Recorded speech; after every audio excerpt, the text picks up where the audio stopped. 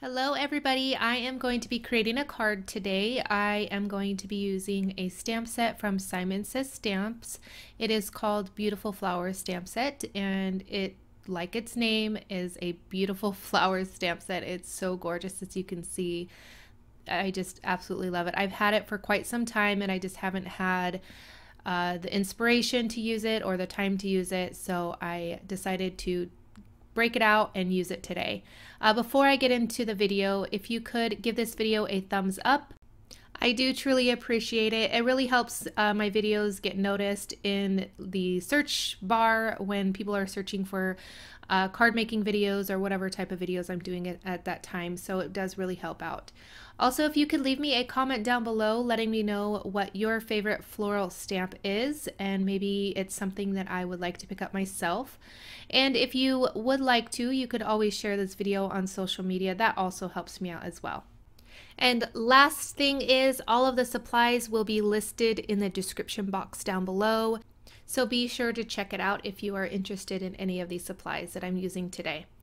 So I have some Strathmore watercolor paper, and I'm using my Tonic Studios stamp platform to stamp these floral images out. I am inking them up with VersaMark ink, which is a really sticky ink, and then I'll be applying some embossing powder on top of it. And I stamp these out twice. That's why I like to use my stamp platform, so that I can do this step because the watercolor paper will soak up a little bit of that ink. So I want to be sure, because like I said, I'm going to be using embossing powder, that the image is on there nicely, so that the embossing powder will stick to the full image and I don't have any missing lines anywhere. The embossing powder I'm using is the Superfine embossing powder from Ranger. It's one of my favorites, especially for something like this intricate flower design and sentiments and things like that. I like to use it as well. All right, so now I'm taking my heat tool and I am going to be melting that embossing powder. I'm going to be using some of the Zig Real Brush markers to color the images. I'm not the best colorist, so I like to do this so that I can stay in the lines the best that I can. And I need a very defined line between the petals, and so the embossing powder helps with that. All right, I'm not going to go into too much detail on my coloring. I do have other videos, which I'll link in the upper right hand corner for you guys, going in more depth of how I color my images with the Zig markers on watercolor paper. You can also do this on the Bristol smooth cardstock, which I've done in the past, and it works perfectly as well. But I just have been loving the watercolor paper.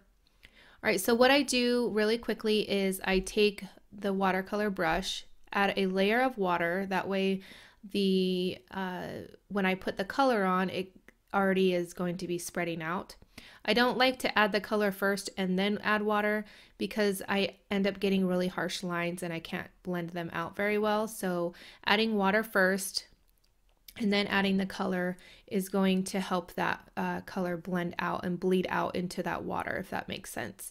And then I'll go back in and kind of blend it out a little bit, and then I can add even more color if I want to, more water if I want to. And because these markers are water-based and I'm adding it to water, they are going to become diluted a little bit in color. That's why you see me kind of brushing off on my mat here from time to time, so that I can get that color back to the tip of the marker.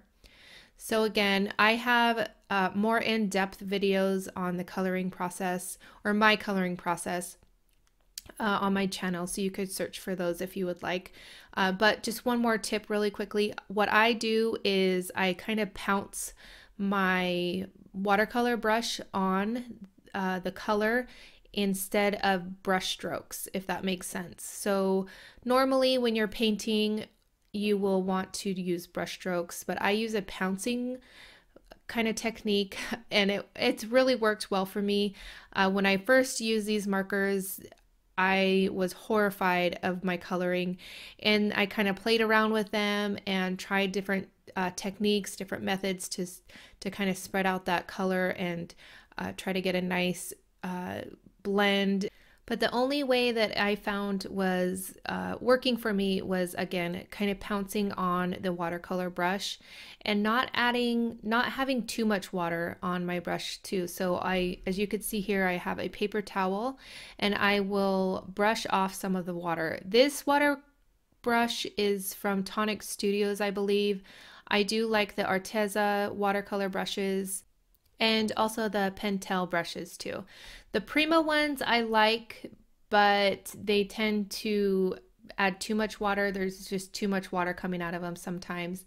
And but the ones that the Tonic Studios, Pentel, and the Arteza watercolor brushes are really good. At least for me, it doesn't seem to have too much water coming out of them. I don't even know how to describe it. I'm sure you guys know exactly what I'm talking about though. I'm just going to continue to color this image and kind of blend out that color. I do color the other two images off camera. I didn't feel like I wanted to bore you guys with that.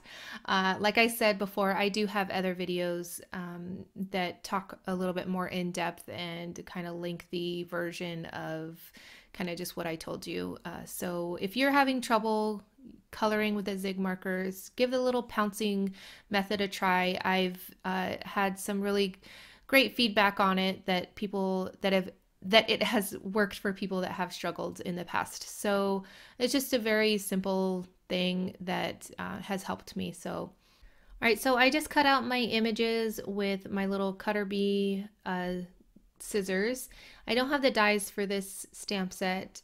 They are on my wish list, but if it's a simple enough image, I will cut it out by hand. I don't spend the money on dies. I like to spend my money elsewhere. Anyway, so I stamp out the big floral cluster on some regular cardstock, just some regular white cardstock. And I used some Distress Oxide ink in Hickory Smoke, and I really wanted it to kind of be faint in the background. I wanted these floral images that I colored to stand out. And first I added some white splatters with the Picket Fence spray.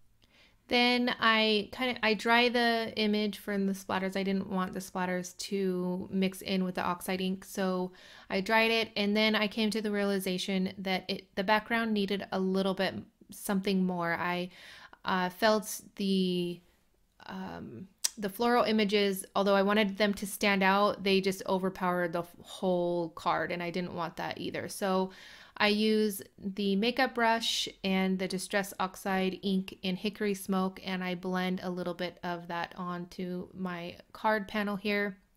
And then I think it really helped kind of tie everything together.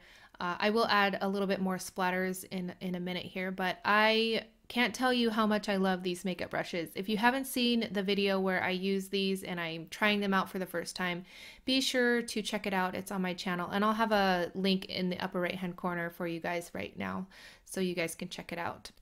All right, so I got a little splatter happy, and I decided to add even more splatters with the Picket Fence Distress Spray. And I always say this in my videos, but it's my favorite thing to add white splatters with. It's very opaque and it dries nicely, and it's just a really nice, easy way to add white splatters to your projects. And then I'm going to take that zig marker in the same color that I used to color the flowers, and I just put some on my mat here and then add a little bit of water, and then I will kind of splatter that on my card as well. And I believe in the end I even add some black splatters too, but we'll get to that in just a second. I wanted to rough up the edges just a little bit because this ended up being more of a mixed media type of card than I had thought, so I felt the edges needed just a little bit of something. It was a little bit too clean for all of the splatters that I added to the card. So here I am just measuring out with my greatest tools, my fingernails. I'm just making the impressions where I want to cut the cardstock. And because it's not a normal size, I didn't even measure what size the card is.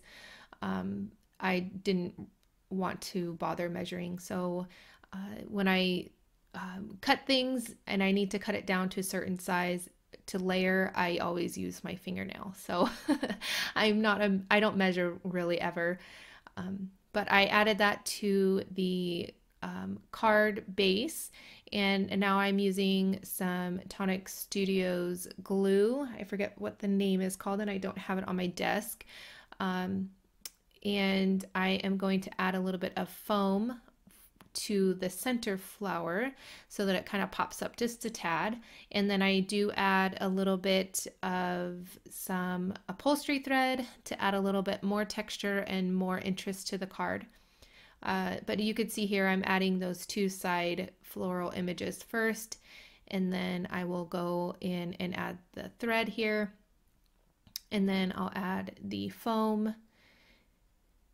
And this is just fun foam that I get on Amazon. You can find it at Walmart, or I think almost anywhere nowadays. It's very inexpensive, very light, especially for cards. You don't want to weigh your cards down. And I don't like the little foam squares. It just takes too much work to take all the the little things off of the backing and all that kind of stuff. So the foam works perfect for me. All right, you see now that I added even more splatters, and I think it really made everything kind of go together. And then I'll add the love and hugs. And I was stamping and praying that I was going to get this at least semi-straight, because I didn't want to ruin my card base, but then again, I didn't want to add another layer on my card. So my only option was to stamp directly on the card base, and it turned out beautiful. And as you could see, the card is a little bit more blue in color than it shows on in the video. But I really enjoyed making this card, and I hope you guys enjoyed this video. If you haven't already, please give this video a thumbs up. Leave me a comment down below. I love reading your comments. Here's a couple more videos you might enjoy, and I want to thank you guys so much for watching, and I will catch you guys later. Bye.